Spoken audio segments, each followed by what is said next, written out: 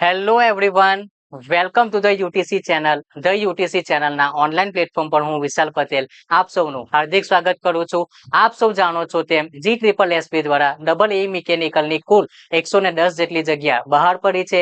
આ એક્ઝામની તૈયારીના ભાગરૂપે આપણી ચેનલ ધ યુટીસી પર આપણે એમસીક્યુ સિરીઝ સ્ટાર્ટ કરી છે, જેમાં એઝ પર સિલેબસ તમને એમસીક્યુની પ્રેક્ટિસ કરાવવામાં આવશે, જેનાથી તમને ખ્યાલ આવશે કે એક્ઝામમાં કયા પ્રકારના એમસીક્યુ આવી શકે છે. ઓકે, હમણાં સુધી આપણે જેટલા પણ સેશન કર્યા, બરાબર, ઇવન તમને ઈઝી લાગ્યા હશે. હું તમને હજુ પણ જણાવી દઉં કે જે લાસ્ટ સેશન આપણો થયો હતો, બરાબર, લાસ્ટ સેશન એટલે કયો? 6 નંબર. તેમાં થોડાક તમને એમસીક્યુ જોઈને થયું હશે કે હા, હવે થોડું લેવલ જે છે અમને હલાવી નાખે એવું છે. અમારે આ કોન્સેપ્ટ જે છે તે વાંચવા જેવા છે, બરાબર છે. તો એ પ્રમાણે હવે પ્રિપેરેશન જે છે તે પ્રિપેરેશન કરાવવા માટે જ આપણે આ પ્રકારના સેશન જે છે તે આપણે સ્ટાર્ટ અહીંયા કરાવ્યા છે. તો જો તમે ચેનલ પર નવા હો, વિડીયો જે છે તે પહેલી વાર જોઈ રહ્યા હોય, તો ચેનલને સબસ્ક્રાઇબ કરી દો અને બેલ આઇકન પ્રેસ કરી દો. કેમ? કારણ કે જ્યાં સુધી આ એક્ઝામ કન્ડક્ટ ન થઈ જશે ત્યાં સુધી આ પ્રકારના એમસીક્યુ સેશન અમે તમારી સામે લાવતા રહીશું. તો તેમના માટેનું જે અપડેટ છે, તો અપડેટ તો મળવું જોઈએ ને. તો બસ એ અપડેટ મેળવવા માટે તમે ચેનલને સબસ્ક્રાઇબ કરી દો. ઓકે, અને મેન કે જો આ સિરીઝ તમને ઉપયોગી લાગતી હોય, બરાબર, તો વિડીયોને લાઈક અને શેર કરવાનું ભૂલતા નહીં. બરાબર, ચાલો હવે આપણે આગળ વધીએ. જે વિદ્યાર્થી આ એક્ઝામને લઈને સિરિયસ છે અને જે પોતાની એક્ઝામ પાસ કરીને એક સીટ કન્ફર્મ કરવા માંગે છે, તો તેવા વિદ્યાર્થીઓ માટે ધ યુટીસી એપ્લિકેશન પર સાર્થક બેચ લોન્ચ થઈ ગયો છે, જે કમ્પ્લીટલી ન્યુલી રેકોર્ડેડ છે, જેમની અંદર તમને એઝ પર સિલેબસ ટેકનિકલ પોર્શનની સંપૂર્ણ તૈયારી કરાવી દેવામાં આવશે. સાથે સાથે જે નોન ટેકનિકલ સબ્જેક્ટ છે તે આ કોર્સની સાથે તમને બિલકુલ ફ્રીમાં પ્રોવાઈડ કરવામાં આવશે. બરાબર, તો તેમની અંદર જે પણ લેક્ચર છે એ લેક્ચરની પીડીએફ તમે મોબાઈલમાં ડાઉનલોડ કરી શકશો અને આ જ કોર્સની અંદર તમને સબ્જેક્ટ વાઇઝ અને ફૂલ ટેસ્ટ સિરીઝ પણ પ્રોવાઈડ કરાવી દેવામાં આવશે. કોર્સની વેલિડિટી જે છે તે 1 વર્ષની રહેશે. કોર્સની પ્રાઇસ વિથ એમસીક્યુ બુક 4,499 અને વિધાઉટ એમસીક્યુ બુક 3,999 રૂપિયા છે. ખાસ ધ્યાન રાખજો students, with MCQ book 4,499, without MCQ book 3,999 છે. અને મેન કે જ્યારે પણ તમે કોર્સ એનરોલ કરશો અને વિથ એમસીક્યુ બુક તમે કરશો, તો તમને જે એમસીક્યુ બુક મળશે તે કમ્પ્લીટલી ગુજરાતી લેંગ્વેજમાં જોવા મળશે. ઓકે, તો એપ્લિકેશનને ડાઉનલોડ કરવા માટેની લિંક ડિસ્ક્રિપ્શનમાં આપી છે. તો હવે વધારે સમય ન બગાડતા આપણે એમસીક્યુ સ્ટાર્ટ કરીએ. ચલો, in a two-stroke engine, the power stroke is obtaining. ચલો સમજો પહેલા, બરાબર. હવે તમને ખ્યાલ હોવો જોઈએ કે 2-stroke એન્જિન શું છે, 4-stroke એન્જિન શું છે, બરાબર છે. તો અહીંયા આપણને શું પૂછ્યું છે? હા, અહીંયા પૂછ્યું,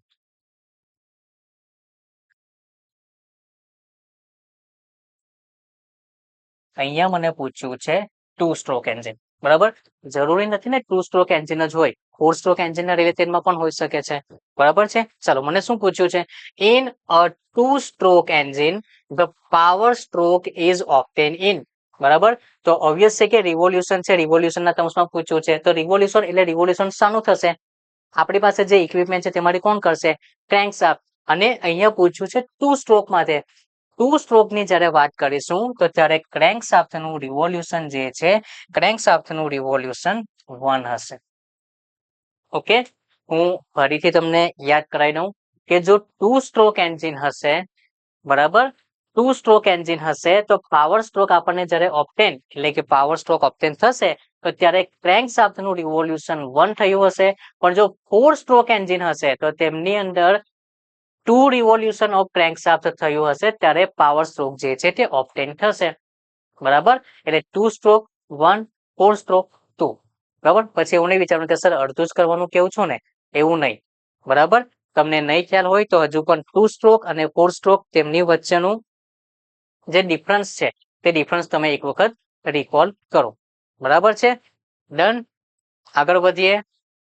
આ રહ્યો next. In an air standard diesel cycle. હું ફરીથી તમને કહી દઉં, જરૂરી નથી કે ડીઝલ સાયકલ જ પૂછાશે, બરાબર. જેટલી પણ સાયકલ છે ને, auto cycle, diesel cycle, Bretton cycle, dual cycle, Rankine cycle, extra, બરાબર. બધાના નામ થોડી લેવા જવું, બરાબર છે. જેટલી પણ સાયકલ છે ને, એ બધી સાયકલના જે પીવી અને ટીએસ ડાયાગ્રામ છે, તે એટલીસ્ટ તમને જો ખ્યાલ હશે ને, તો પણ તમે આ ટાઈપના જે ક્વેશ્ચન છે, આ ટાઈપના ક્વેશ્ચનને તમે સોલ્વ કરી શકશો. ઓકે, અહીંયા શું પૂછ્યું છે? Diesel cycle. ડીઝલ સાયકલનો તમે પીવી અને ટીએસ ડાયાગ્રામ છે, એ બંને તમે ડ્રો કરો, તો એમના પરથી જ ખ્યાલ આવી જશે કે એડિશન, પણ શું? હા, હીટ એડિશન ટેક પ્લેસ, એટલે કે હીટ જે છે તે હીટને મારે સપ્લાય કરવાનું છે. તો હીટ સપ્લાય, અને તે પણ પાછું કયું? ડીઝલ સાયકલની અંદર. તો શું કોન્સ્ટન્ટ રાખવું પડશે? Constant pressure. ઓકે, જો હું છે ને અહીંયા પીવી અને ટીએસ ડાયાગ્રામ હમણાં હું તમને એમ બનાવી પણ આપતે, પણ જો હું આ રીતે હું તમને હમણાંથી બનાવીને આપીશ ને, તો પછી તમે બીજી બધી સાયકલ છે ને તેને તમે રિવાઇઝ પણ નહીં કરશો, બરાબર છે. એટલે હું અહીંયા કઈ જ ડ્રો નથી કરતો, જસ્ટ તમને યાદ અપાવવા માટે આટલું લખી દઉં છું કે પીવી અને ટીએસ ડાયાગ્રામ જે છે તેમાંથી તમારે પાસ થવાનું છે, બરાબર છે. ચાલો, next. Which statement about the common rail system. બરાબર, આ એક ટોપિક છે સ્ટુડન્ટ્સ, આ ટોપિક તમારે ધ્યાનમાં રાખવો પડશે.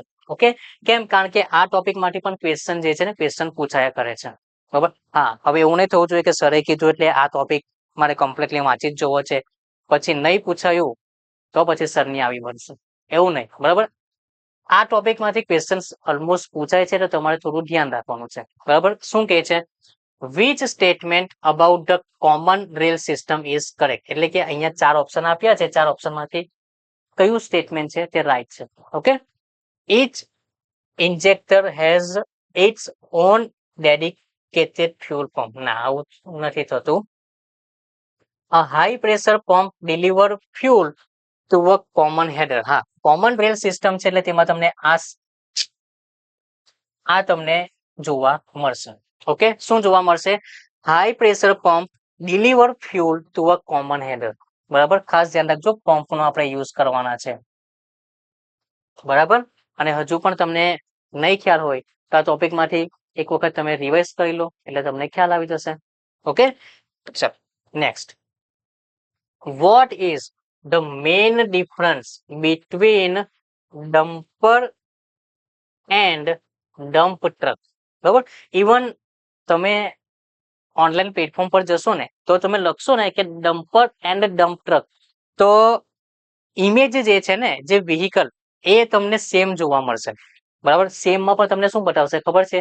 જે કન્સ્ટ્રક્શન સાઇડ તરફના જે પેલા ટ્રક હોય, બરાબર, જે હેવી વ્હીકલ્સ હોય, તે તમને બતાવશે. તમે કહેશો સર હું ડમ્પર લખું છું તો પણ મને તે જ બતાવે છે, ડમ્પ ટ્રક લખું છું તો પણ મને એ જ બતાવે છે. તો એક્ઝેક્ટલી શું છે? બરાબર, થોડું બંને વચ્ચેનો જે માઇનર ડિફરન્સ છે ને, તે માઇનર ડિફરન્સ આપણે પહેલા જોઈએ. ડમ્પર, ડમ્પરનો મતલબ શું થશે? એવા ટાઈપના વ્હીકલ, બરાબર, કે જેને આપણે કન્સ્ટ્રક્શન સાઇડની અંદર, બરાબર, અથવા તો જે માઇન્સનું કામ ચાલી રહ્યું છે, તો ત્યાં જે કોમ્પેક્ટ વ્હીકલ જેને આપણે લઈશું ને, એ બધા વ્હીકલ જે છે તે આપણા આવશે ડમ્પરની અંદર. ફરી પાછું, ડમ્પર જે છે, ડમ્પર આપણે કોને કહેશું? કન્સ્ટ્રક્શન સાઇટ છે, માઇન્સ છે, તો તે જગ્યા પર આપણે જે વ્હીકલને આપણે યુઝ કરીશું, તો તે જે વ્હીકલ્સ છે તે શું હશે? ડમ્પર. હવે આવી જઈએ ડમ્પ ટ્રક. તમે કહેશો સર ટ્રક નો મતલબ છે કે અહીંયા ટ્રક આપણનું મેઇન વ્હીકલ હશે. હા, તમે કહી શકો, બરાબર, પણ ડમ્પ ટ્રક નો મતલબ શું છે? કે એવા ટાઈપના વ્હીકલ કે જેને આપણે હાઈવે પર યુઝ કરવાના છે, તો તેની સાઇઝ જે છે તે લાર્જ હશે, બરાબર. એટલે કે લાર્જ હેવી વ્હીકલ, બરાબર. અથવા તમે એવું પણ કહી શકો કે large heavy type of vehicle which is used in the highway for temporary bulk material. કારણ કે એ જે છે તે મટીરિયલ જે છે, તે મટીરિયલ એવું થોડી છે કે નાનું અમસ્તું લઈ જશે, બરાબર છે. જેટલું પણ મટીરિયલ તે એક જગ્યા પરથી બીજી જગ્યા પર ટ્રાન્સપોર્ટ કરવાનું હશે, તો તે બલ્ક ક્વોન્ટિટીમાં હશે. યસ, તો હવે હાઈવે પર આપણે જ્યારે યુઝ કરવાના છે એ હેવી વ્હીકલને, તો તેને જ આપણે શું કહીશું? ડમ્પ, બરાબર. એટલે બંને વચ્ચેનો ડિફરન્સ જે છે તે ડિફરન્સ આઈ હોપ કે તમને ખ્યાલ આવી ગયો હશે. બરાબર. હું હજુ પણ કહું છું કે તમે ઓનલાઈન તમે શોધશો ને image of the dumper and dump truck, તો હું શ્યોર છું બરાબર કે શું શાના માટે શ્યોર છું કે બંનેની ઇમેજ છે ને તે સેમ જોવા મળશે. તો સર પછી એકચ્યુઅલમાં ડિફરન્સ શું છે? આ રહ્યો ડિફરન્સ કે જે ડમ્પર્સ છે, ડમ્પર્સનો ઉપયોગ આપણે જે કન્સ્ટ્રક્શન સાઇટ છે, માઇન્સ સાઇટ છે, તો તે જગ્યા પર યુઝ કરીશું. ડમ્પ ટ્રક શું છે? એક જગ્યા પરથી બીજી જગ્યા પર બલ્ક ક્વોન્ટિટીની અંદર મટીરિયલ જે છે તે હાઈવે પરથી મારે ટ્રાન્સપોર્ટ કરાવવું હોય તો ત્યારે જે વ્હીકલ યુઝ કરીશ તે શું છે? Dump truck. ઓકે, ચાલો તો બંને વચ્ચેનો ડિફરન્સ શું છે તે ખ્યાલ આવી ગયો. ચાલો તો એ પ્રમાણે આપણે જોઈએ. તો અહીંયા ડિફરન્સ પૂછ્યું છે, શું છે? Dumpers have a short wheel base and are use off road. Okay, obvious છે કે મેં તમને કીધું કે કન્સ્ટ્રક્શન સાઇટ અને માઇન્સમાં યુઝ થાય છે એટલે ઓફ રોડ, બરાબર. એના બેઝિસ પર આ જે છે તે સાચું છે. ઓકે, ચાલો બીજા જોઈ લઈએ બરાબર કે બીજા સાચા છે કે નહીં. ડમ્પર્સ કેન ઓનલી ટીપ સાઇડવેઝ, બરાબર. નહીં, ડમ્પર્સ જે છે ડમ્પર્સ માટે આપણે એ ટાઈપનું યુઝ નહીં કરીશું. પછી dumpers can not carry bulk material. કેમ? તમે કન્સ્ટ્રક્શન સાઇટ પર જશો, માઇન્સમાં જશો તો બલ્ક મટીરિયલ કરી શકો ને, બરાબર. ચાલો પછી dumpers are use for liquid transport. એવું જરૂરી થોડી છે કે લિક્વિડ માટે જ આપણે ડમ્પર્સનો યુઝ કરીશું. ઓકે, એટલે જે બેસ્ટ જે આન્સર છે, બેસ્ટ આન્સર શું છે? Option A. ક્લિયર? ઓકે, ચાલો આગળ વધીએ હવે. હા, ઓકે, હવે આ જે ટોપિક છે ને આ ટોપિકને પણ તમારે રિકોલ કરવાની જરૂર રહેશે. ટોપિકનું નામ છે કેસ્કેડ રેફ્રિજરેશન સિસ્ટમ. ઓકે, અને મારું એવું માનવું છે કે આ સિસ્ટમ છે ને આ સિસ્ટમનું લાઈન ડાયાગ્રામ છે એ લાઈન ડાયાગ્રામ તો તમે યાદ રાખો જ રાખો, બરાબર. સાથે સાથે એનું ડિસ્ક્રિપ્શન પણ આપ્યું હશે તો ડિસ્ક્રિપ્શન પણ થોડું ધ્યાનમાં રાખો, બરાબર. ઇવન આપણે શું હેબિટ હોય છે ખબર છે કે લાઈન ડાયાગ્રામ આપ્યો છે ને તો ડિસ્ક્રિપ્શન જે હોય ને તે વાંચતા જ નથી, બરાબર. કેમ? કારણ કે ઓટો સાયકલ છે, ડીઝલ સાયકલ છે, સર એમાં અમને ખબર છે કે 1 થી 2 પ્રોસેસમાં શું થાય છે, તો ડિસ્ક્રિપ્શન નીચે આપ્યું હોય કે પ્રોસેસ 1 to 2 અમને ખબર છે કે એમાં શું કરવાનું છે તો અમે એને વાંચતા નથી. સેમ પછી તમે શું કરશો કે આ ટાઈપની જે સિસ્ટમ હોય ને આ ટાઈપની સિસ્ટમમાં પણ તમે યુઝ કરશો. લાઈન ડાયાગ્રામ આપી દીધો છે, સર આ રહ્યોમાં લાઈન ડાયાગ્રામ મને ખબર છે કે આ ઇક્વિપમેન્ટ છે, આ ઇક્વિપમેન્ટનો યુઝ મારે આના માટે કરવાનો છે, આ ઇક્વિપમેન્ટ આના માટે યુઝ કરીશું. તો સર અમને ખ્યાલ છે તો ડિસ્ક્રિપ્શન નથી વાંચવાની જરૂર, તો અમે એવું સમજશો, બરાબર. પણ ડિસ્ક્રિપ્શનમાં કશે ને કશે એક લાઈન અથવા એક વર્ડ એવો મળશે કે જે તમને એક્ઝેક્ટલી રીઝન આપશે કે શાના માટે આ જ ઇક્વિપમેન્ટ તમારે યુઝ કરવાનું છે, બરાબર છે. એટલે એવું નહીં કે તમારી પાસે લાઈન ડાયાગ્રામ છે તો તમે ખાલી વાંચી લો, બરાબર. લાઈન ડાયાગ્રામ છે તેને સમજી લો પટી જશે, નહીં, એવું નથી કરવાનું, બરાબર છે. એક ડિસ્ક્રિપ્શનને વાંચવામાં કેટલો સમય જશે? નહીં વધારે સમય જાય તો વાંચી લેવાનું એક જ વખત. એ રીતે વાંચવાનું કે બીજી વખત તમારે તેને વાંચવાની જરૂર નહીં પડે. ઓકે, ચાલો તો આગળ વધીએ. In a cascade refrigeration system, heat rejected by the low temperature side evaporator is absorbed by. કઈ રીતે એબ્ઝોર્બ થશે? ઓબ્વિયસ છે કે લો ટેમ્પરેચર છે ત્યાંથી હીટ રિજેક્ટ થાય છે તો તેને એબ્ઝોર્બ કોણ કરશે? જે હાઈ ટેમ્પરેચર છે, high temperature side evaporator. Okay, so right answer is option C. ચલો આગળ. What is the main risk, બરાબર. પહેલેથી કહી દીધું છે કે મેઇન રિસ્ક, પણ સૌથી પહેલા કન્ડિશન તમને કઈ આપી છે એ કન્ડિશન તો સમજીએ. ઓકે, એમાં જે વર્ડ આપ્યા છે તે વર્ડને સમજવાની કોશિશ કરીએ. ચાલો. If saturated liquid enter the expansion valve without subcooling, બરાબર. સબકુલિંગ શું છે, સુપર હીટિંગ શું છે તે તમને ખ્યાલ હોવો જોઈએ, બરાબર. હું તમને જસ્ટ ઉપર સમજાવી દઉં. આ રીતનો જો ડાયાગ્રામ હોય તો આ તરફનો જે એરિયા છે ને આ જે એરિયા છે તે શું થશે? સબકુલિંગ. આ તરફનો જે એરિયા છે આ શું થશે? સુપર હીટિંગ, બરાબર. પણ એવું નહીં માનતા કે અહીંયા સબકુલિંગના રિલેટેડમાં પૂછ્યું છે, અહીંયા વિધાઉટ સબકુલિંગ કીધું છે, બરાબર છે. હવે સેચ્યુરેટેડ લિક્વિડ, તો સેચ્યુરેટેડ લિક્વિડ નો મતલબ શું થાય છે? સર અમને તો ખબર જ નથી, તો એ પણ સમજી લઈએ. ચલો, આ જે લાઈન તમને જોવા મળે છે ને આ લાઈન તે તમારી છે સેચ્યુરેટેડ લિક્વિડ લાઈન, બરાબર. એટલે આ પોર્શન ની અંદર તમને જે જોવા મળશે ને તે બધું લિક્વિડ વાળું જોવા મળશે. આ તરફની આ જે લાઈન છે એ તમારે જોવા મળશે સેચ્યુરેટેડ વેપર લાઈન, બરાબર. એટલે એ તરફનો જે રીજન છે તેમાં તમારે શું જોવા મળશે? વેપર. ઓકે, એટલે આ પહેલા તો સબ કુલિંગ શું છે અને સુપર હીટિંગ શું છે તે તમને ખ્યાલ હોવો જોઈએ. એના બેઝિસ ઉપર પછી આ ટાઈપના ક્વેશ્ચન જે છે તે ક્વેશ્ચન તમારે સોલ્વ કરવાની ટ્રાય કરવી પડશે. ઓકે, ચાલો તો આગળ વધીએ. હવે શું કહે છે? What is the main risk if saturated liquid enter the expansion valve without subcooling? તમે કહેશો સર આ શું કહે છે? કોઈ સાયકલનું નામ નથી આપ્યું, કોઈ ઇક્વિપમેન્ટનું નામ નથી આપ્યું, તો કઈ રીતે ખબર પડે? તમે ધ્યાનથી વાંચો. અહીંયા ઇક્વિપમેન્ટનું નામ જે છે તે આપ્યું છે અને એ શું નામ છે? Expansion valve. ઓકે, કીધું છે કે enter in the expansion valve, એટલે અહીંયા ઇક્વિપમેન્ટ તરીકે તમારે એક્સપાન્શન વાલ્વ જે છે તેને આપણે અહીંયા કન્સિડર કરવું પડશે. ઓકે, ચાલો તો આન્સર જે છે, આન્સર શું થશે? ઓવરહીટિંગ ધ કન્ડેન્સર. ના, એ નહીં થશે. કન્ડેન્સર પાસે કઈ એની ઇફેક્ટ નહીં થશે. Formation of liquid vapour mixture and unstable flow. Obvious છે કે એક્સપાન્શન વાલ્વની અંદર એન્ટર થશે.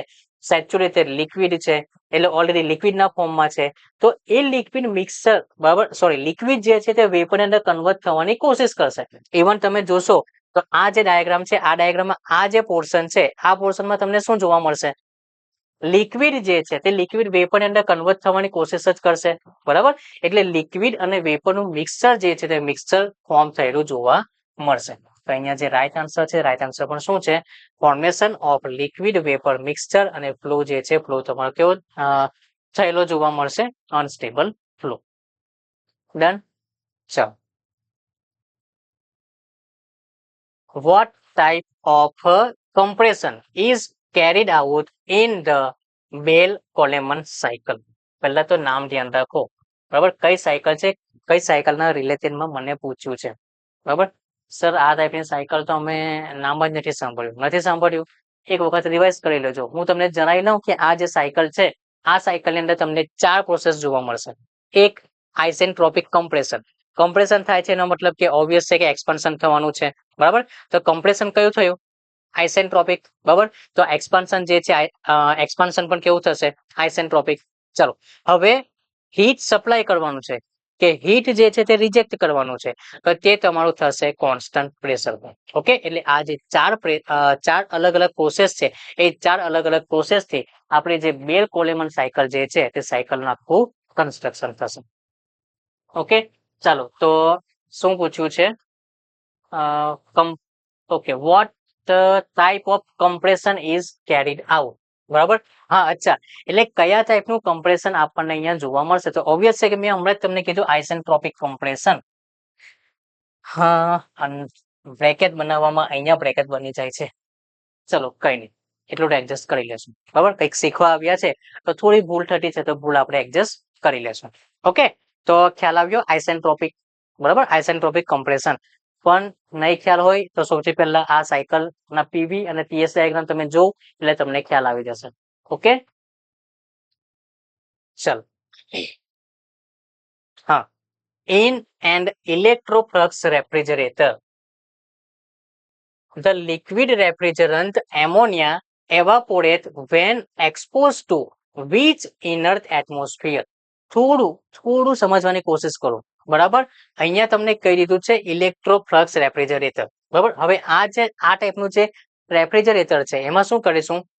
જે લિક્વિડ રેફ્રિજરન્ટ એમોનિયા છે, બરાબર, તેને આપણે એવાપોરેટ કરવાનું છે.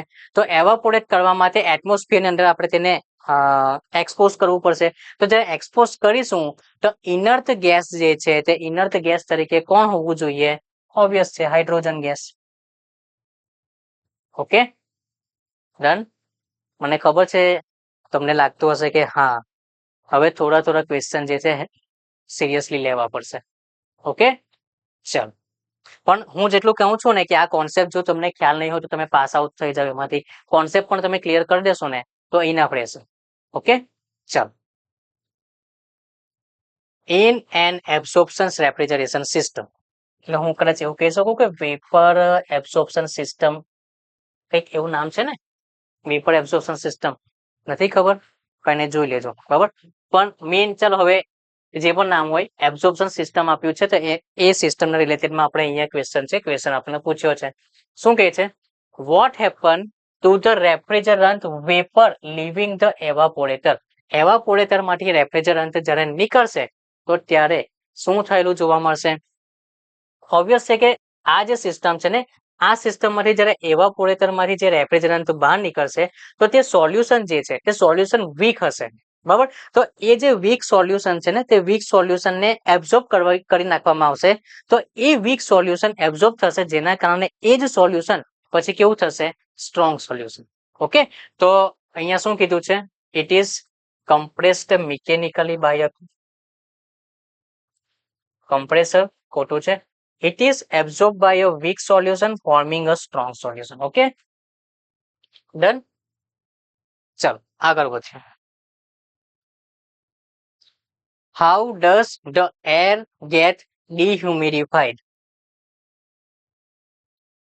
In a rotating drum system. Okay, તો obvious છે કે rotating drum system છે તેની અંદર dehumidified air. Okay, air get dehumidified તો એ આપણે કઈ રીતે મેળવીશું? ઓબ્વિયસ છે કે જે ડ્રમ છે એ ડ્રમની ઉપર આપણે કઈ કોટ લગાવીશું બરાબર. અને કોટ જે છે તે ઓબ્વિયસલી સિલિકા જેલ એ ટાઈપના મટીરિયલ જે છે તેનું જ આપણે લગાડીશું. અહીંયા શું કહે છે? By passing over a cold coil, by mixing with dry outdoor, by direct condensation on metal surface. આવું થોડી કરવાનું રહેશે. by passing over a ribbon coated with silica gel. ખાસ ધ્યાન રાખજો. શું કહે છે? એક રિબન લઈ લો બરાબર. આ જે ડ્રમ છે એ ડ્રમની ઉપર તમે રેપ કરી દો બરાબર. રેપ કરી દો એટલે કે પડ ચડાવી દો. પછી વિથ સિલિકા જેલ. તો ત્યારે જ્યારે તમે આ રિબનનો યુઝ કરશો તો એની સાથે સાથે સિલિકા જેલ છે તો સિલિકા જેલનું ઓવરલેપ ત્યાં થયેલું હોવું જોઈએ. ડન, સિમ્પલ છે. ઓકે, આવ્યો ખ્યાલ? ચાલો આગળ વધીએ. હા, તો ફરી પાછું ક્યાંથી ચાલુ કર્યું હતું? ચાલુ કર્યું હતું સર એટલીસ્ટ આ નંબરથી બરાબર. 96 to 105. ઓકે, આ જે આઈ થિંક 10 જેટલા ક્વેશ્ચન થયા ને તો એ જે 10 ક્વેશ્ચન છે એ 10 ક્વેશ્ચનમાં જો તમારાથી લગભગ 7 to 8 ક્વેશ્ચન પણ જો ઇઝીલી સોલ્વ થઈ ગયા હશે તો તમે માની શકો કે હા આ જે મીડિયમ લેવલની જે પ્રિપેરેશન અમારી થઈ છે ને એના માટે અમે કમ્ફર્ટેબલ છે. પણ જો 7 કે 8 ક્વેશ્ચન પણ તમારા સાચા નહીં પડ્યા હોય એનો મતલબ છે કે હજુ પણ તમે એક્ઝામમાં જે પ્રિપેરેશન કરવાની હોય બરાબર, પ્રિપેરેશન કરીને તમે જે MCQ સોલ્વ કરવા માટે બેઠા હો ને એ તમારી પ્રિપેરેશન છે નથી બરાબર. તો પછી સર એના માટે શું કરવાનું? કંઈ જ કરવાનું નથી. મેં જે તમારે ક્વેશ્ચન કરાવડાવ્યા જેમાં તમને ખ્યાલ નહીં આવ્યો, જે ક્વેશ્ચન તમારો ખોટો પડ્યો, એ જે ટોપિક છે એ ટોપિકને તમે ફરીથી રિવાઇઝ કરો બરાબર. નહીં ખબર પડે અગેન રિવાઇઝ કરો બરાબર. જ્યાં સુધી કોન્સેપ્ટ ખ્યાલ નહીં આવશે ત્યાં સુધી તમારે આગળ વધવાની જરૂર નથી બરાબર. ઓકે, તો કોન્સેપ્ટ ક્લિયર થશે તો પછી તમારા MCQ જે છે તે તમે MCQ સોલ્વ કરી શકશો બરાબર. અધરવાઇઝ તો તમે જાતે વિચારો ને, કોન્સેપ્ટ જ નથી clear, how it is possible? Okay, done. ચાલો, તો હમણાં સુધી કોન્ફિડન્સ જે છે તે ફરી પાછું તમારું એઝ ઇટ ઇઝ ડાઉન આવી ગયું હશે તો હવે પાછું થોડું કોન્ફિડન્સ જે છે તેને આપણે ઉપર લઈ લઈએ. ઓકે, ચાલો, તો તેમના માટે આ ક્વેશ્ચન સૌથી પહેલા ધ્યાન રાખજો સ્ટુડન્ટ્સ બરાબર. અહીંયા શું છે ઘણી વખત મેં જોયું છે કે ચેન્જ ઇન ઇન્ટરનલ એનર્જી લખ્યું હોય ને એટલે ખબર નહીં એ લોકો કઈક દુનિયામાં પહોંચી જાય છે. આગળ કઈ પ્રોસેસ છે તે તો વાંચો. અહીંયા તમને લખ્યું છે ઇન અ સાયક્લિક પ્રોસેસ બરાબર. Change in internal energy, change in internal energy એટલે કે delta you of the system બરાબર. ડેલ્ટા યુ જે છે ડેલ્ટા યુ પણ પાછું શાનું પૂછ્યું છે? સિસ્ટમનું. તો ઓબ્વિયસ છે કે સાયકલિક પ્રોસેસ છે તો તેની અંદર તો તે મને કેટલું જોવા મળશે? 0 બરાબર. એકદમ સિમ્પલ ક્વેશ્ચન છે તે છતાં પણ તમે અહીંયા ખબર નહીં પોઝિટિવ લખીને આવો છો, નેગેટિવ લખીને આવો છો, ખબર નહીં કઈ રીતે તમારું કોન્સેપ્ટ જે છે તે ખબર નહીં કઈ રીતે ક્લિયર કર્યા છે. ચલો આગળ વધીએ, કઈ નહીં.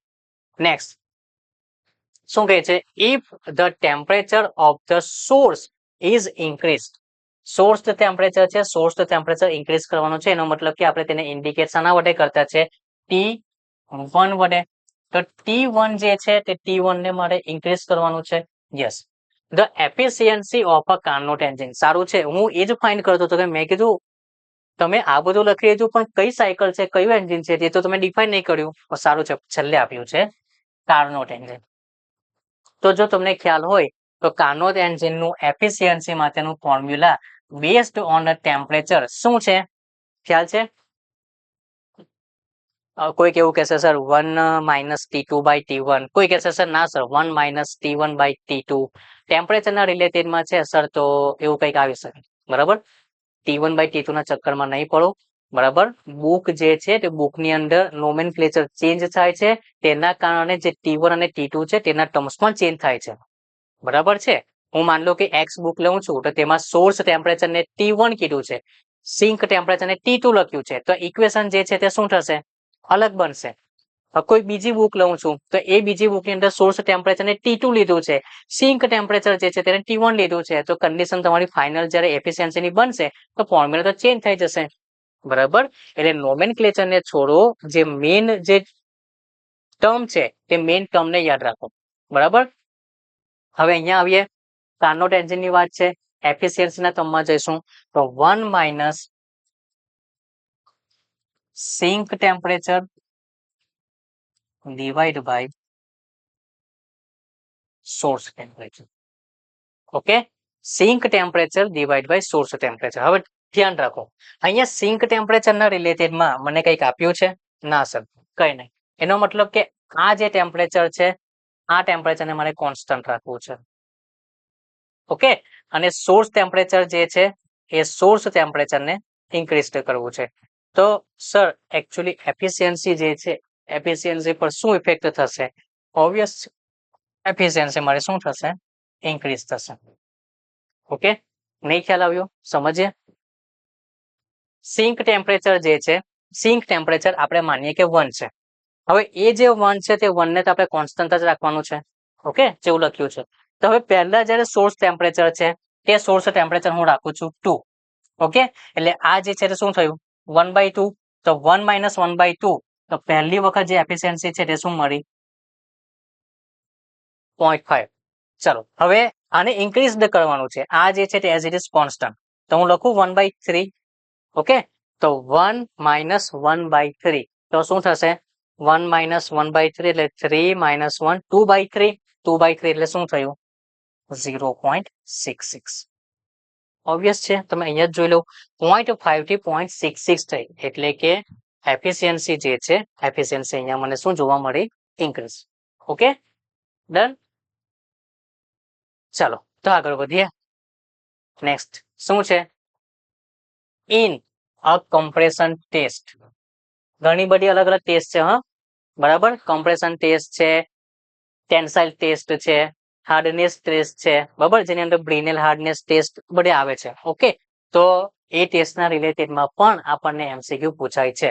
ચલો શું કહે છે, the fracture in cast iron specimen would occur along. અલંગની વાત કરી છે તો ઓબ્લિક પ્લેન આવશે. ઓકે, આ ક્વેશ્ચન છે ને એના માટે પેલું યુનિવર્સલ ટેસ્ટિંગ મશીન કરીને પણ એક ટેસ્ટ આવતું હતું, તો એ જ કોન્સેપ્ટ છે ને તેને તમે રિફર કરજો, તો ત્યાં જ તમને આ જે અલગ અલગ ટાઈપની જે ટેસ્ટ છે ને બધી ટેસ્ટ તમને ત્યાંથી મળી જશે. બરાબર,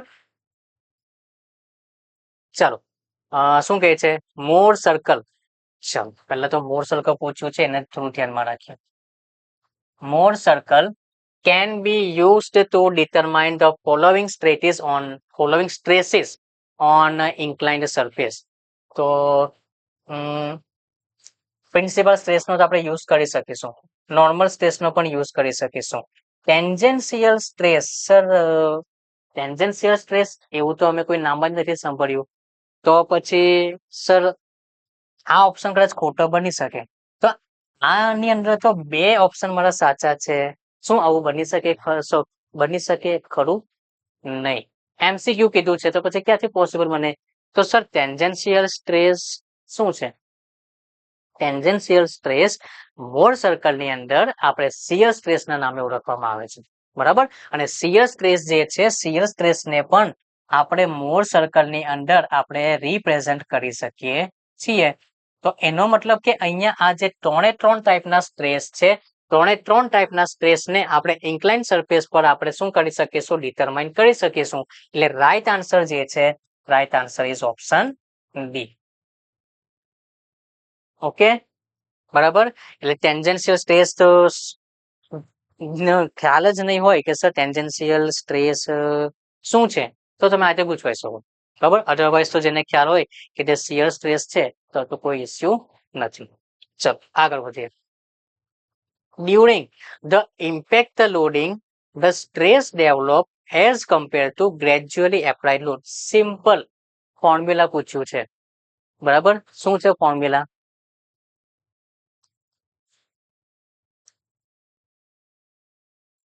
ઇમ્પેક્ટ સ્ટ્રેસ.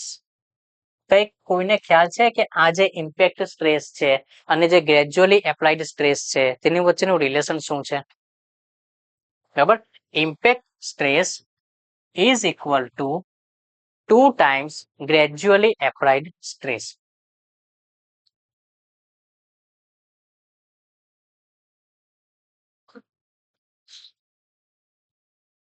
ઓકે, તો અહીંયા આપણને એ તો પૂછ્યું છે કે during the impact loading the stress develop as compare to gradually applied load is કેટલા ટાઈમ્સમાં રિલેટેડમાં પૂછ્યું છે, તો આપણને શું જોવા મળશે? 2 times. Okay, done. તો આ ટાઈપના ક્વેશ્ચન તો ઘણા ઇઝી હતા, બરાબર છે.